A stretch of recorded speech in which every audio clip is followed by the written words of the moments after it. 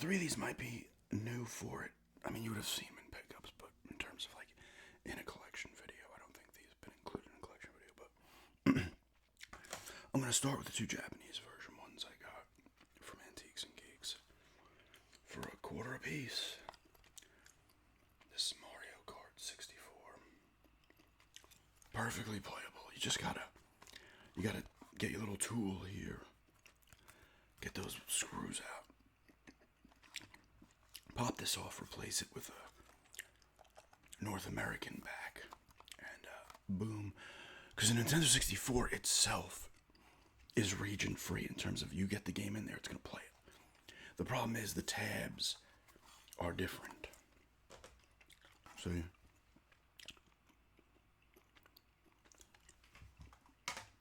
I assume you could just mod the Nintendo 64 itself and pull things out or whatever the fuck.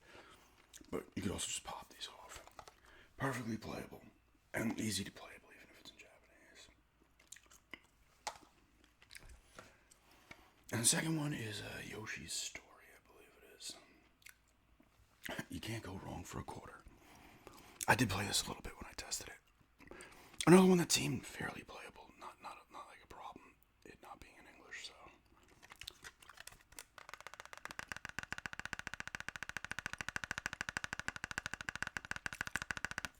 That's good. Those are two. And the third game I'd gotten that same time for $0.25. NASCAR 99. Threw this in to test it.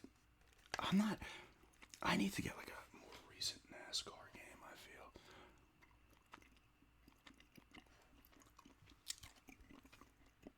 But I played a little bit of this.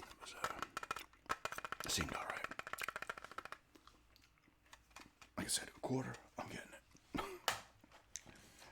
Can't not get that shit for $0.25. And here's on to NASCAR was also North American, so version. Star Wars Rogue Squadron, so I got the first Rogue Squadron game here.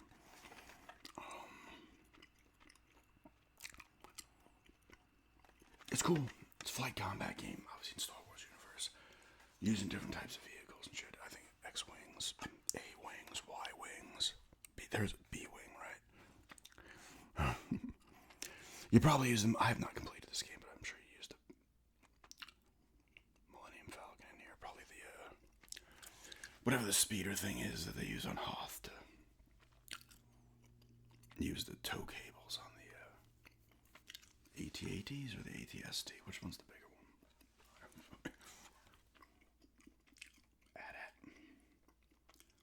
Still pretty fun.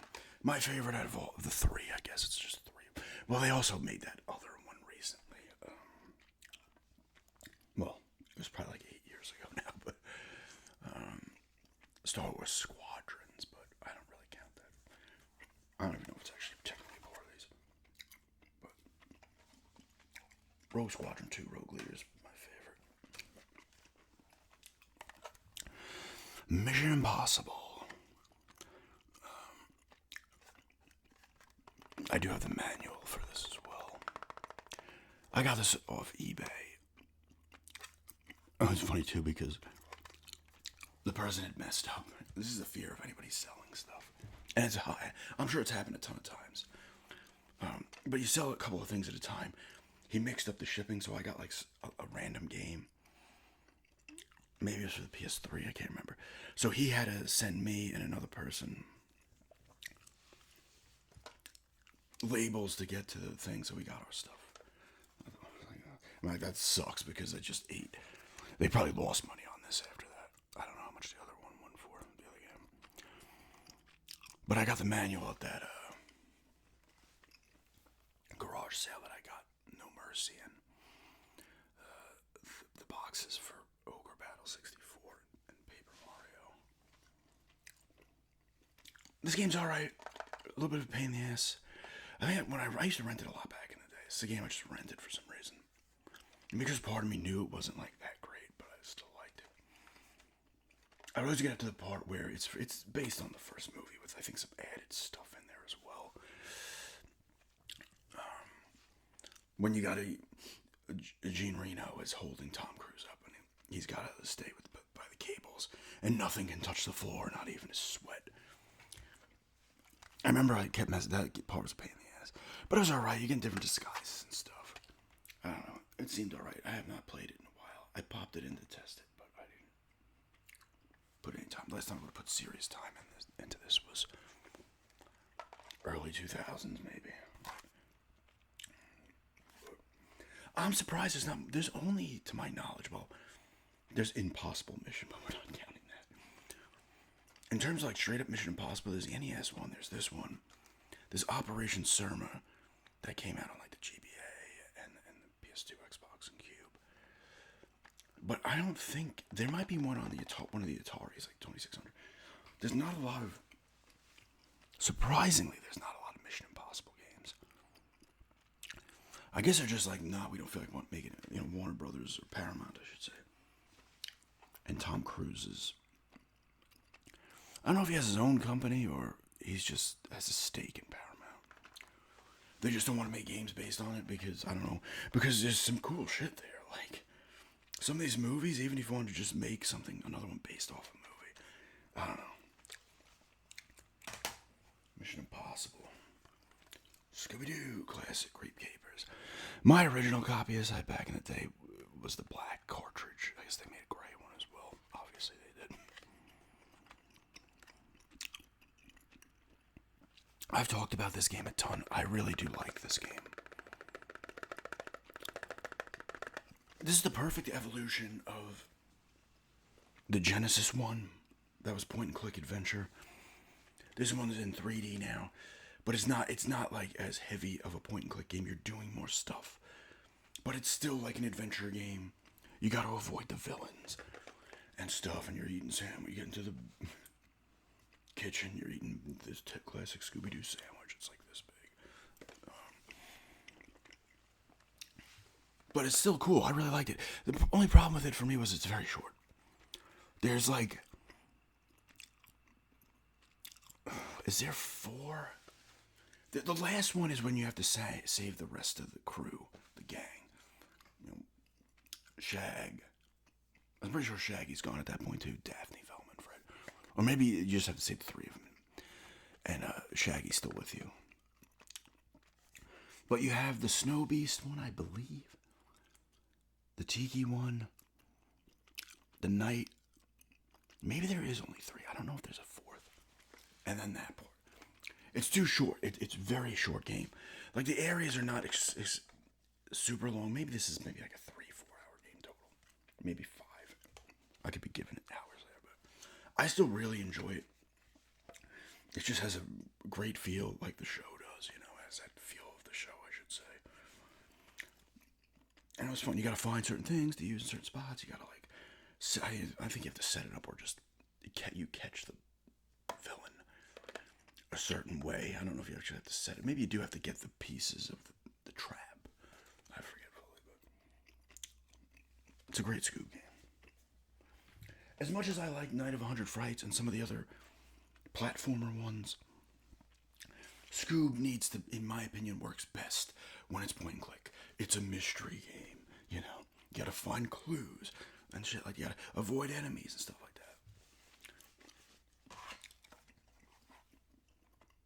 Wetrix.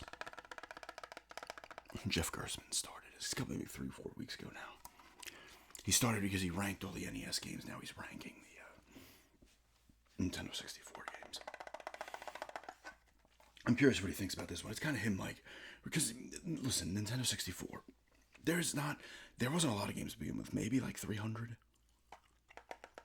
Maybe even less. Like, if you're just counting North American releases, there might be under 3. Maybe you can throw another 20 in that didn't come from other regions. And listen, a lot of the games do not hold up. I can admit that. This one does. But some of them are just flat out bad, and he's kind of reliving it to see maybe some aren't as bad as he thought, you remember? Because he reviewed a lot of these games at GameSpot. And obviously he knows the other people that reviewed the games too bad. Wetrix is a cool puzzle game where you have to... Water's coming down, and you have like this board, and you have to build up the sides of it so your water doesn't go off. You need to hold as much water in your thing, because if you get too much water, it comes out of your little area. It's game over. And bombs will come down that will blow holes in your ship. Water will start leaking. You gotta patch it up with a new piece. You gotta get pieces to build up. You can build little lakes and get water in there. And then flames come. Ice things come to freeze the lake. Then flames come. Gets rid of that, or it burns up water as well. It's just I really like this game as a puzzle game. It was on the Dreamcast as well, I believe. You can kind of see the game board there in the background with the water. But I really like Wetrix. It's not an expensive game either. Turok, Dinosaur Hunter, the first one. I talked about this on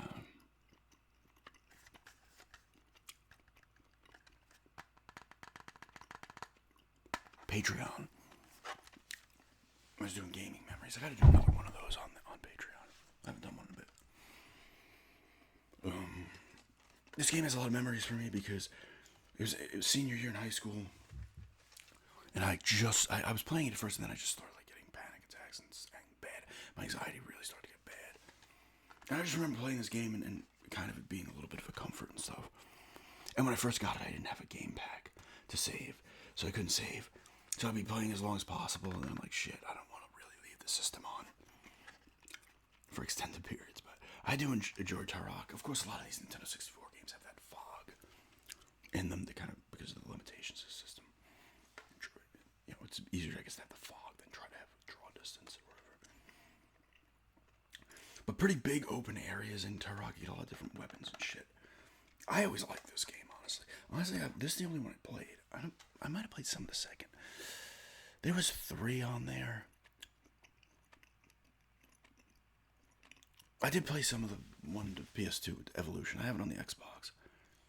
And then there was another one during the 360 era as well, PS3. I think it was just called Turok.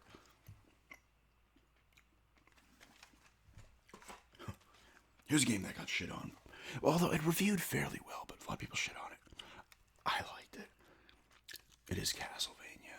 Somebody scribbled in on the T. This one I got from Video Game Trading Post in Bayshore Mall, South Shore Mall. 3D Castlevania. You plays 2 characters, I forget their names. A male and a female there are. But I completely forget their names. I don't think either of them are Belmonts. They might be, I don't know. But you start off outside, and you make your way into the castle, and you're doing shit. You end up in like the gardens. I think the boss fight in this is like you're in like the desert or some shit. It's like a giant boss. I think this is the one that has the part with the dynamite. You can't like let it all explode or something. But I remember enjoying the hell out of this game. I have played some of it since I've gotten this one, and it definitely doesn't hold up like I remember it. I think back then, since you were used to the controller at the time, you gave it you're a little more lenient. You go back now and you're like, you gotta relearn the Nintendo 64 controller and shit. They did make another one, it's a Shadow of Darkness or something. You turned into like a wolf. I rented that one too. I wish I had that one because that one's expensive. This one is not that. Maybe it's like $25-30 for this one. But the other one I feel like is pushing $100 for the card only. But I remember enjoying this.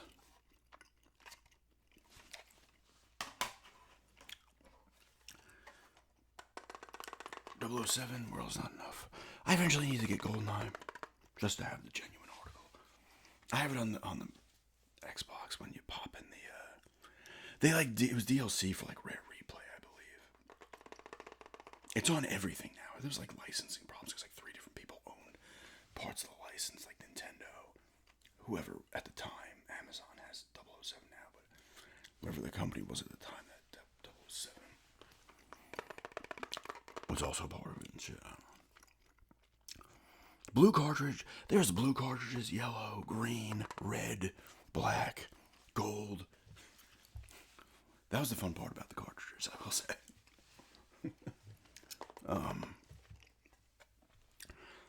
This is a pretty cool game. I did gameplay on this one. It's still solid. It's not as good as GoldenEye, but it's still solid. GoldenEye was made by Rare, and then EA took over. Now who has it? Is it Activision who makes them? They made Bloodstone. and like bottom of sauce. Now, who made the new one? It was Amazon because they own it, and I don't know who developed it. They published it. I don't know who developed it. I forget. People developed it, the Hitman, those more recent Hitman games. I forget their name. But World's Not Enough. It's based on the movie. It's pretty cool. It follows the movie path. You know, by adding in extra extended, parts of these areas and stuff. But still plays fairly well. You're getting different gadgets and shit. It's Bond. I like a blue cartridge. The final two. I always save this game for last, I feel. No Mercy, WWF No Mercy. Everybody, I've played a little bit of this. This is like the Nintendo 64 wrestling games. The WWF ones, because it was not WWE at the time yet. The WWF and the WCW games. I don't know how the ECW games were, but a lot of people like them, especially like WCW NW World Tour and Revenge. And then No Mercy and like I think WrestleMania 2000. People really like. People like still consider this the greatest wrestling game. I did play some of this when I tested it. I didn't have it. I had the WCW ones when I was a kid. I've talked about this. I think this is Jericho's autograph. I got this at the garage sale. I'm going to tell a story again that I've told a million times about this. I went to, I was like, yeah, you know what, I'm going to sell this. It sells for like $30. I was like, yeah, cool. And I'm looking it up on eBay just to kind of get the comps of what people are listing it for and shit, what it's sold for, whatever. Get an idea what I should list it at. And, all of a sudden there's a few of them at like $250, $300, $350. I was like, what the fuck? I'm like, I gotta look this up. But apparently this game had a bug in it where like it would just ruin your save or some shit. And people were sending it back to THQ. And THQ would send it back to you, and you'd have the, you're not going to be able to see, but the USA is down there, but -1. They would send it back. The original copy would just have the USA like that. Any one of these games has, you can see this, you can't really see, but it's USA, there's no -1. This one has a -1, meaning they'd sent it back to you, and it's a new card or whatever. So the -1 is extremely rare. So I'm like, let me look on mine. I'm like, -1, it's on there. Now, this is not listed a lot. The autograph could either hurt or help the value. I'm not a fan of selling massively, like high-priced items on eBay because I'm always afraid I'm gonna get fucked. But eventually, I probably will sell it. But it's cool though. I was like, oh shit. Listen, the game's only worth as much as what people are worth paying for. Gonna pay for it. So if only 4 are listed and no one's buying it, you're not selling it at $350. You get lucky, maybe do it. Couldn't matter. I could sell this at $100 and it'd be a massive profit off the $8 I paid. That was probably my most, in terms of just value for what I got. I paid $10. I got this, which on its own, even if it was a regular one, would be $30. But I sold the Harvest Moon manual for like $30. I still have the box and manual for the Ogre Battle, and the other one. If I sold those, it'd sell for over 100 apiece, even without the games. I tell this story too. I remember I was leaving that garage sale and 2 people were coming in like, oh, they saw what I had. And like, oh man, Ogre Battle thing. I was like, yeah, there's no games in here, don't worry. It's still great value, but if those games are in there, you're looking at 200 something bucks. But No Mercy. And the greatest, we'll save the greatest for last. A top 5 game for me of all time. Indiana Jones and the Infernal Machine. Love it. Property of Blockbuster, everybody knows. My friend had a pre-order on this game at GameStop, and then he just canceled it. They gave him his money back, and they canceled it. He's like, what the fuck? They only released it through Blockbuster, to my knowledge. I mean, it probably popped up in GameStops after people sold it to GameStop, after getting it at Blockbuster. Because my friend and I, we each split a copy of it. From Blockbuster. And we played the shit out of it. We'd swap on and off, playing it, giving each other tips. Another friend would watch and throw in some tips from time to time. And then we sold that one, I think, or some shit. And then I bought it again for $30. It had the box as well. I had sold the box on eBay. Didn't have the manual. For $30. This game sells for like over 100, I think, or close to it, possibly over. But anyway, because it has glitches in it. This game is glitchy. I still fucking love this game, though, man. It's an awesome indie adventure game. You're going all... I'm pretty sure it's aliens in this. Crystal Skull ripped it off. They should have just made this. The guy who's voicing Indy is pretty spot on, Harrison Ford. He doesn't have a shit ton of lines, but I'm like, there's a door here. I just need the key. Medicinal herbs. I remember saying that. I guess there's a decent amount of dialogue to think about it. There are game-breaking glitches in this game. One being when there's a part when you're on a raft, you gotta go down these rivers, and you stop at certain points, and you're finding stuff that you need to progress. You're finding all types of treasures. There's like a thing that has all the treasures blacked out, and when you find them hidden, these hidden treasures, there you go. There's just a little bit of replayability there as well. Are you? It's been a while since I put it. I don't know. I think you might be fighting. Is it the Nazis again, or is it the Russians? I fucking forget. It's most likely the Nazis you're fighting. But I could be wrong. I guess it's been a while. But there's a lot of varied environments. You're in a freaking volcano at one point. You start off in like Arizona on like a regular archaeological dig. Then these guys come like, we need your help. There's one where you're diving underwater. There's a plane down there. You gotta get like a piece of the blade. You're on a boat at one point. Jungles. Enemy bases. You're in the Himalayas, I believe, as well. That's with the raft and shit. There's other glitches as well where he'll just get stuck and start jiggling in the air. And you have to reset the game. I think that's the reason why it didn't get like a full release. Because they're probably just too many bugs. But we have cards made. Put it in Blockbuster. It could have been different in other countries, I don't know, but I'm pretty sure it only got a Blockbuster release here. It definitely didn't come out at GameStop because they canceled my friend's pre-order, at least in New York. But I just love the game. It's a cool adventure game.